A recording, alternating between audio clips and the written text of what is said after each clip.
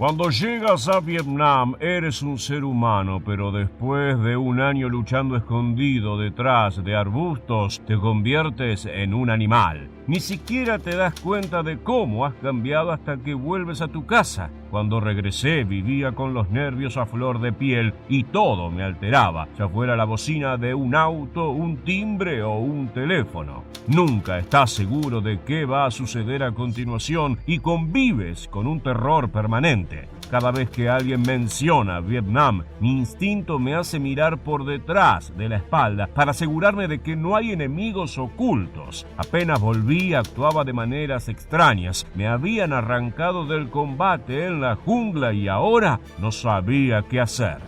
Estas son las palabras de un veterano estadounidense que participó en la guerra de Vietnam. Este conflicto bélico se inició en la década de 1950 y terminó 20 años después. Sus consecuencias fueron devastadoras, en tanto que ocasionó cientos de miles de muertos y pérdidas materiales por el valor de millones de dólares. La nación que fue el teatro de batalla quedó completamente destruida, y aunque los sobrevivientes podían considerarse afortunados por haber conservado sus vidas, no salieron ilesos. La contienda dejó su marca en la mente de los involucrados, ya fueran civiles inocentes o soldados cuyo trabajo era perseguir y aniquilar al enemigo. Como decía el testimonio, la guerra convierte a los hombres en animales salvajes, que harán todo cuanto esté a su alcance para no perecer. El desgaste psíquico de semejantes aberraciones se hace sentir, y muchos combatientes se dan cuenta al momento de regresar a sus hogares que la batalla los ha transformado para siempre. No te muevas de tu pantalla, porque en los próximos minutos te contaremos todo acerca del síndrome de estrés postraumático de los veteranos de Vietnam. El síndrome de estrés postraumático es un trastorno mental que aparece luego de que una persona es expuesta a una situación de vida o muerte. Naturalmente, las personas que atraviesan una guerra son las más propensas a desarrollarlo, ya que son situaciones de alto riesgo en las que hasta el más mínimo error se paga caro. Un soldado se acostumbra a vivir en la penuria, matando para sobrevivir y viendo cómo sus camaradas caen a su alrededor. Las explosiones, los disparos y los gritos de los moribundos terminan por generar un cambio irreversible en la psiquis.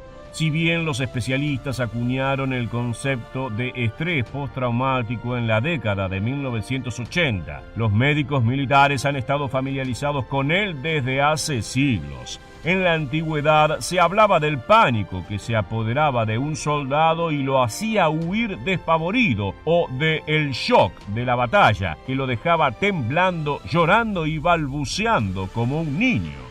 De acuerdo a algunos estudios, los veteranos de Vietnam han sido más afectados por esta condición que los veteranos de otros conflictos bélicos. Esto se debe a las particularidades de esta contienda, que presentó una forma novedosa de experimentar la batalla.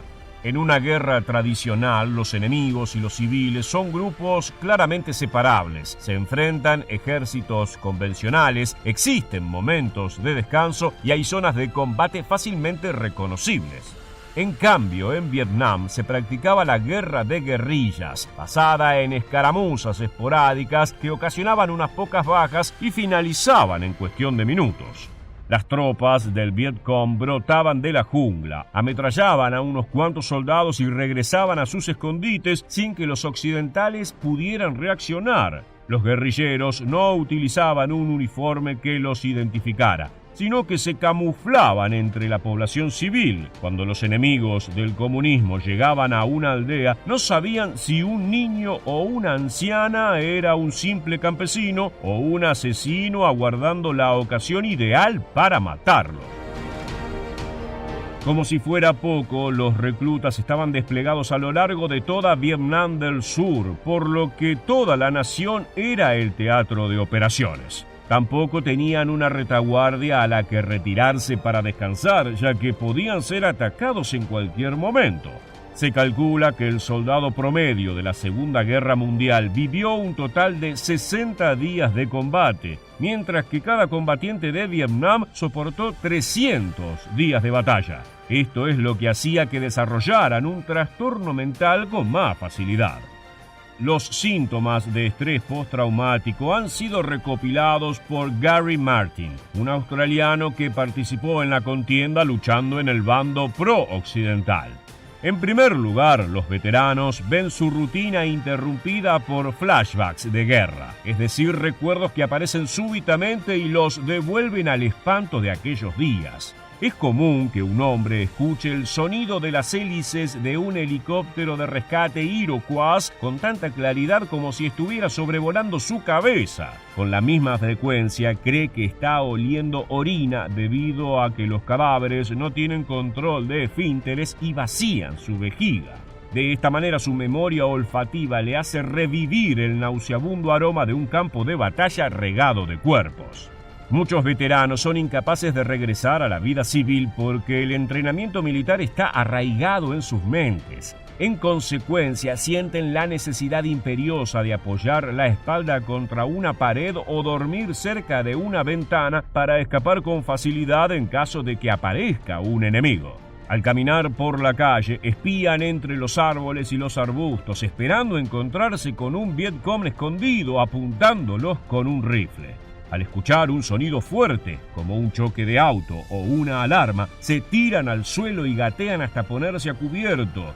Esto es lo que se les enseñó a hacer para sobrevivir a un tiroteo.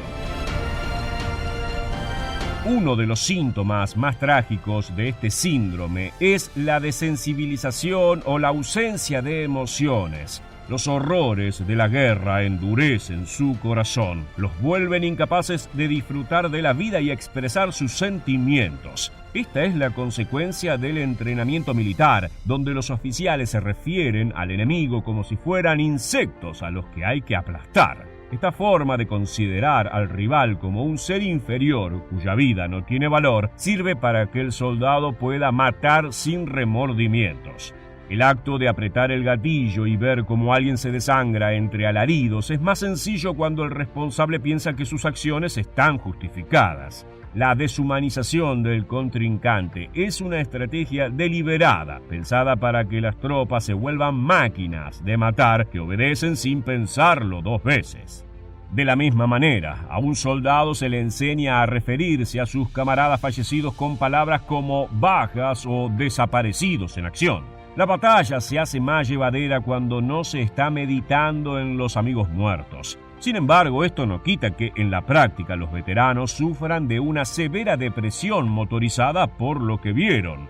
Gary Martin lo explica de la siguiente manera. Se dice que un soldado nunca llora, pero ¿es esto cierto?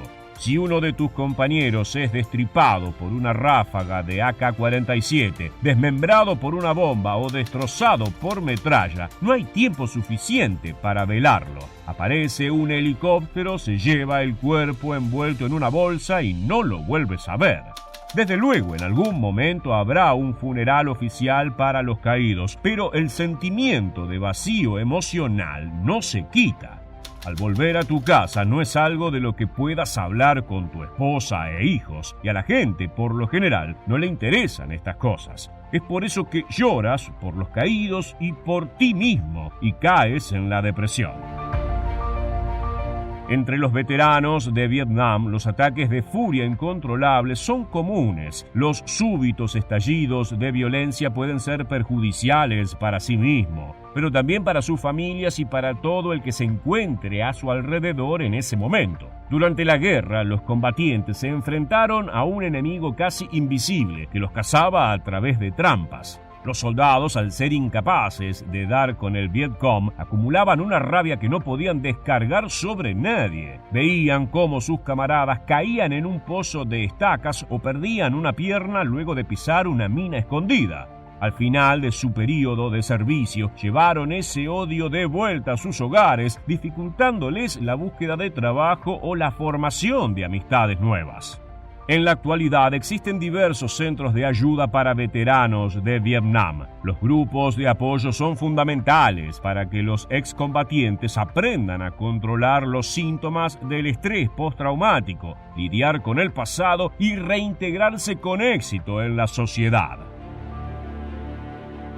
Llegamos al final del video y queremos preguntarte, ¿cuál crees que es el peor síntoma del estrés postraumático? Déjanos tu respuesta en la bandeja de comentarios aquí debajo y no olvides suscribirte a nuestro canal para conocer muchos más sucesos militares que dejaron su huella en la historia.